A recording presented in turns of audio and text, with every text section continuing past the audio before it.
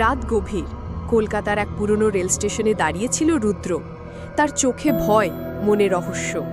10 বছর আগে ঠিক এই প্ল্যাটফর্মেই তার ছোট ভাই অদ্ভুতভাবে নিখোঁজ হয়ে গিয়েছিল।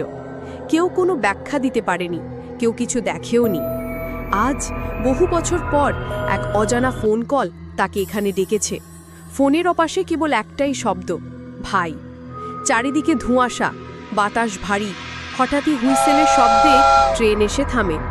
দরজা খুলে কেউ নামল না, কিন্তু হঠাৎই রুদ্র দেখে একটা ছোট্ট ছেলে ট্রেনের জানালা থেকে তাকিয়ে আছে। সেই চোখ একদম তার ভাইয়ের মতো। সে এগিয়ে যায় ধীরে ধীরে, কিন্তু ট্রেন আবার চলতে শুরু করে। রুদ্র দৌড় দেয়, চিৎকার করে, অভি! কিন্তু ট্রেন হারিয়ে যায় অন্ধকারে। পেছনে ফিরে দেখে তার পাশে একটা পুরনো ছবি পড়ে আছে, 2 ভাইয়ের ছবি, ঠিক 10 বছর আগের।